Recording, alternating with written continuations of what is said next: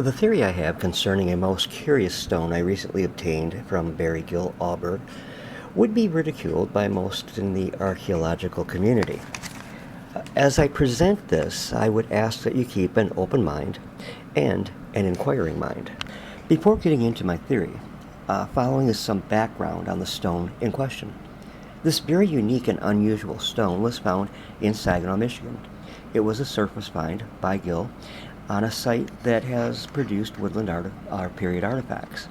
The stone is small, measuring approximately 1¼ inches long, 3¼ inches wide, and 3¼ inches thick. The stone varies in color from light tan to dark tan. One edge appears to have been purposely flattened out with a design carved into it, or was a natural design on the stone which the ancient Native Americans took advantage of. If I am correct, and this is an Indian artifact, what might it have been used for? The flattened surface appears to have a web-type design carved into it. If it is a carving, someone went through an awful lot of effort to make this complex design. In ancient times, people often used stone stamps on pottery to make a repetitive pattern.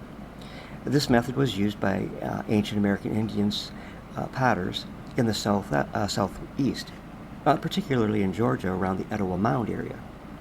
The photo you are looking at is a collection of stamped pottery from Georgia that my son David gave me for my birthday several years ago. These illustrate how complicated designs on pottery could be.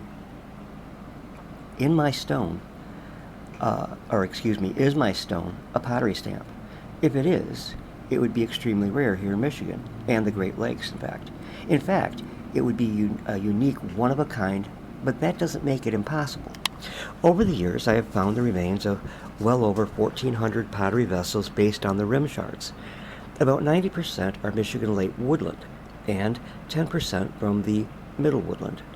I did not see a trace of stamp-applied design, but perhaps the stamp was a local oddity. Where I found all these pots was about 120 miles north of Saginaw, Michigan. So if this is a local tradition, why have no stamped pots or pottery shards been found? And that's a good question. But that could easily be explained as perhaps it was too much trouble and just did not catch on. It could have been limited to test on 1 or 2 pots, and so none have been found, but they are still out there. One thing is for sure, the more I examine this unusual stamp, the more certain I am that the design is not natural. The Native Americans in the Great Lakes produced their pottery with a great many designs employed around the rims and shoulders of the pot. They used punctates and dentites in a prolific number of varying designs, and they did the same with fingernail impressions as well as notched sticks, bone, and bird feathers. The shafts of bird feathers, that is. The bodies of their pots were either plain or cord marked.